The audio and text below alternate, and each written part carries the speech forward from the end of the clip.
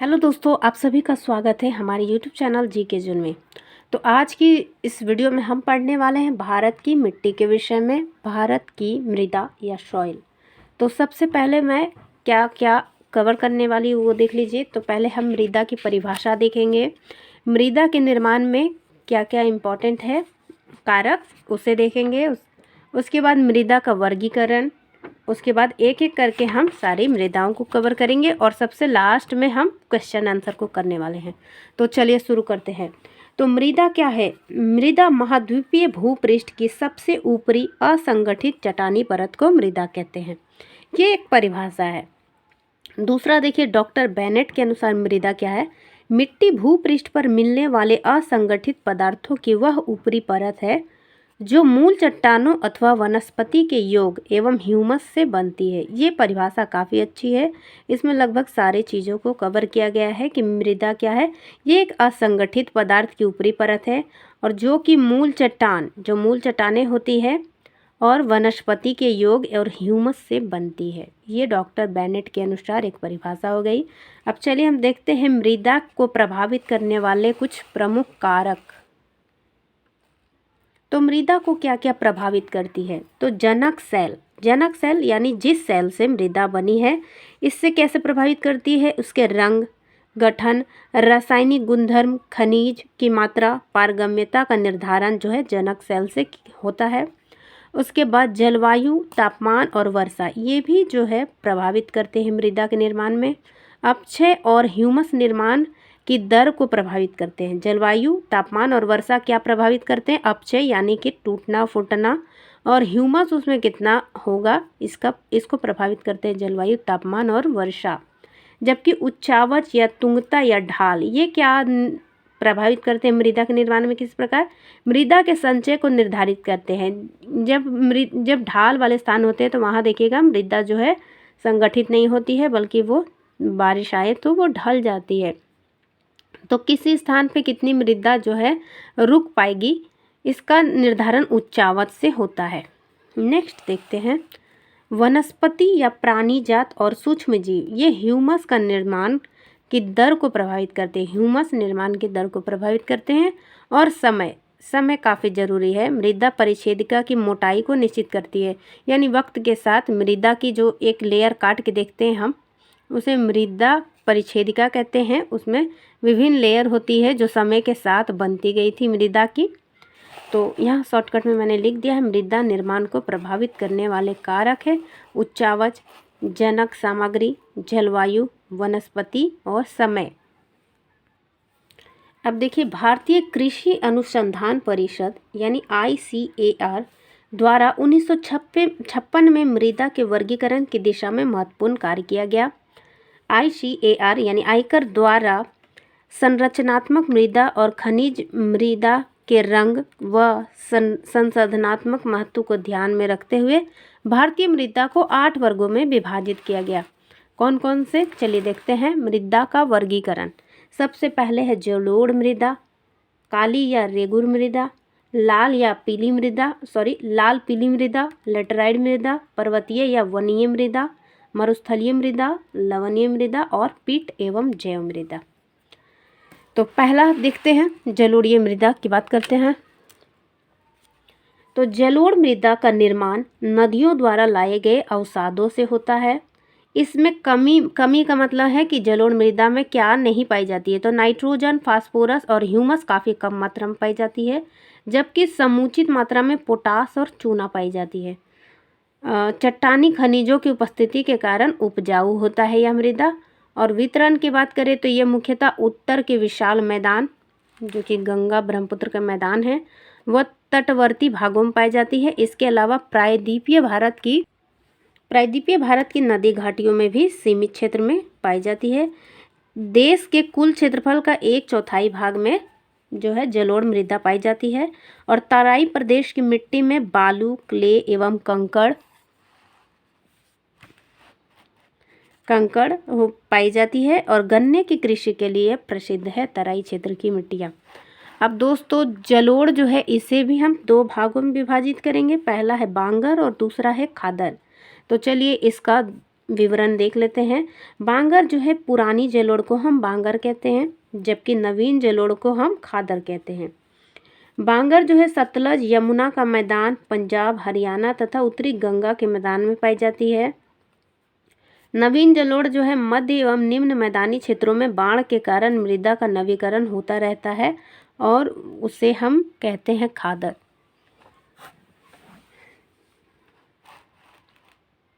थोड़ा full screen.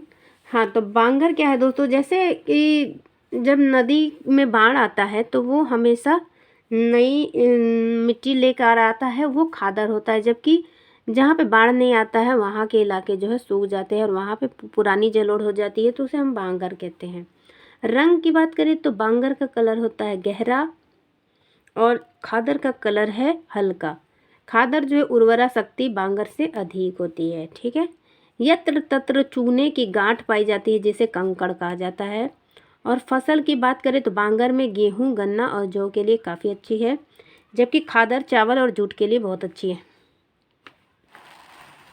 अब हम बात करते हैं काली मृदा या रेगुर मृदा के विषय में। तो काली मिट्टी का निर्माण कैसे हुआ है? बेसाल्ट चट्टानों के विखंडन से। ये क्वेश्चन पूछा जाता है, किस मिट्टी का निर्माण बेसाल्ट चट्टानों से हुआ है? तो ये है काली या रेगुर मृदा। इस कारण मिट्टी के कण बारीक होते हैं। रंग की बात करें तो ये टिटानिफेरस लवणों की उपस्थिति के कारण काला होता है। विशेषता की बात करें तो बारीक या महीन गठन के कारण यह सिकुड़ती है, जिसके कारण चौड़ी एवं गहरी दरारों का निर्माण हो जाता है तथा गीली होने पर यह मिट्टी फैल जाती है। इस प्रक्रिया के द्वारा काली मिट्टी में स्वतः जुताई हो जाती है और इसमें जुताई की आवश्यकता नहीं पड़ती है।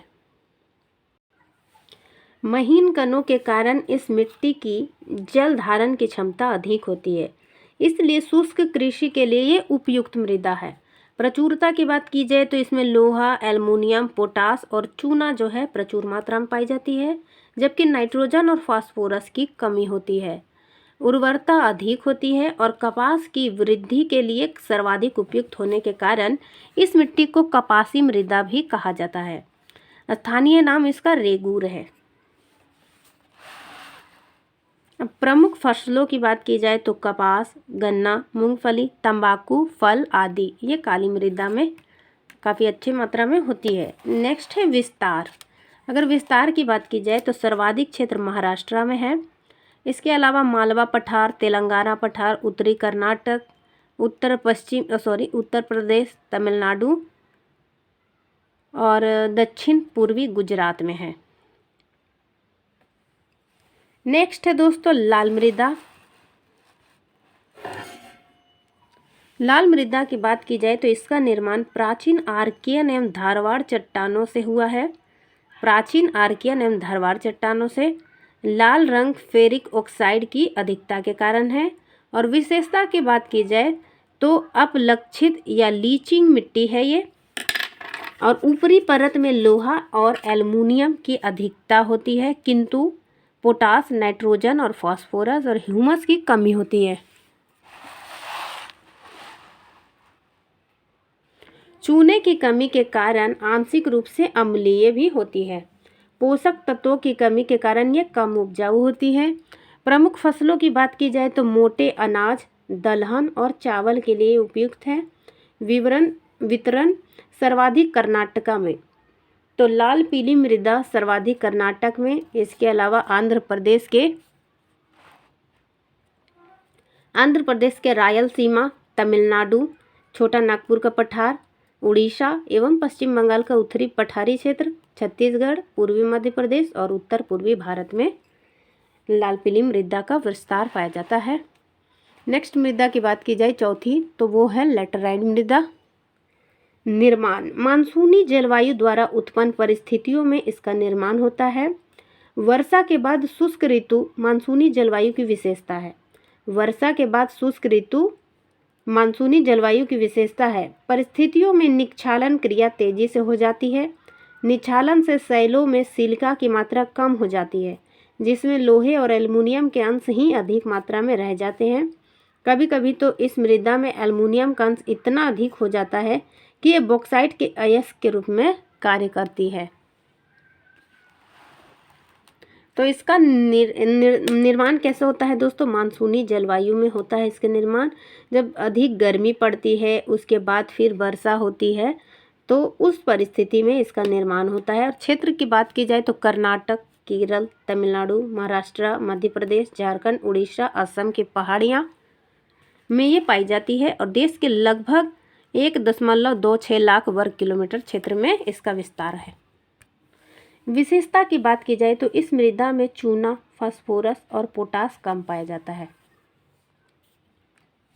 अब हम देखते हैं वन एवं पर्वतीय मृदा के विषय में।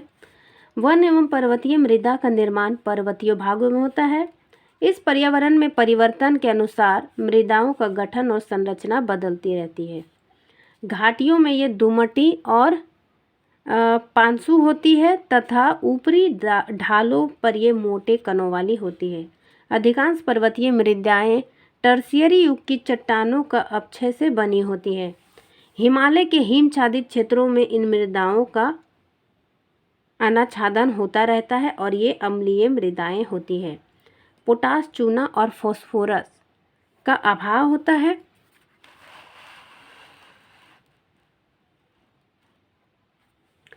पोटास, चूना और फास्फोरस का अभाव पाया जाता है, जबकि जीवाश्म या जैविक पदार्थ प्रचुर मात्रा में होते हैं। निचली घाटियों में उर्वर मृदा पाई जाती है और इसका फैलाव लगभग 3 लाख वर्ग किलोमीटर में है। इसका विस्तार जम्मू कश्मीर, उत्तराखंड, सिक्किम, अरुणाचल प्रदेश आदि में है और पत्थर और कंकड़ की प्रचुरता पाई के अनुसार इसे 3 भागों में बांटा गया है। तो कौन कौन से 3 भागों में? पथरीली वन एवं पर्वतीय मृदा, चूना युक्त पर्वतीय मृदा और तीसरा है आग्नेय पर्वतीय मृदा। हिमालय के दक्षिण भागों में नदियों से लाकर जमा किए जाने से ये पथरीली मृदा का निर्माण हुआ है। तो ये थोड़ा सा जो फैक्ट है आप दोस्तों स्वयं से पढ़ लीजिएगा वीडियो पॉज करके। तो इस तरीके से मैंने डिवाइड कर दिया है 1, 2, 3 सेक्शन में, यानी तीनों पथरीली जो पर्वतीय मृदा है और ये है चूना युक्त पर्वतीय मृदा और आग्नेय। नेक्स्ट है 6वां नंबर का हम देखते हैं शुष्क एवं मरुस्थलीय मृदा।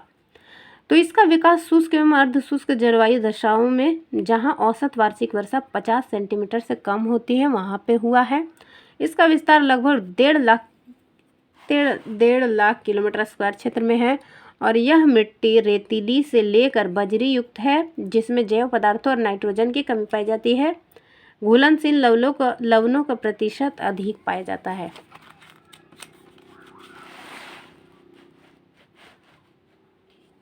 जबकि नमी और ह्यूमस की मात्रा कम होती है। ये राजस्थान, दक्षिण पश्चिमी पंजाब तथा दक्षिण पश्चिमी हरियाणा में पाई जाती है।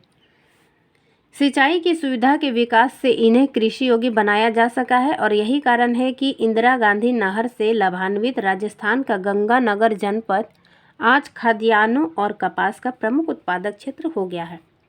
अब नेक्स्ट हम मृदा देखते हैं। नेक्स्ट मृदा है लवणीय एवं क्षारीय मृदा। लवणीय एवं क्षारीय मृदा ऊसर मृदा भी इसे कहते हैं। इसमें सोडियम, पोटासियम और मैग्नीशियम का अनुपात अधिक होता है। तो इसका नाम से ही पता चल रहा है कि इसमें लवण जो है पाए जाते हैं और क्षार पाया जाता है, इसलिए इसे लवणीय एवं क्षारीय मृदा कहते हैं। इसमें सोडियम, पोटासियम और मैग्नीशियम का अनुपात अधिक होता है, अतः ये अनुर्वर होती है और इसमें किसी भी प्रकार की वनस्पति नहीं उगती है।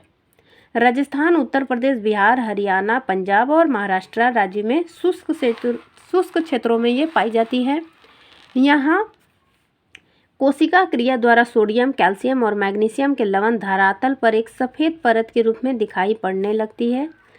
इन अनुपजाऊ क्षेत्रों को रेह, कल्लर, उस्सर, राथड़, भूर, चापेल आदि नामों से जाना जाता है। तो दोस्तों हम लवणीय और क्षारीय मृदा के विषय में यहाँ तक पढ़ चुके थे। मिट्टी ये आदि नामों से जाना जाता है, ठीक है।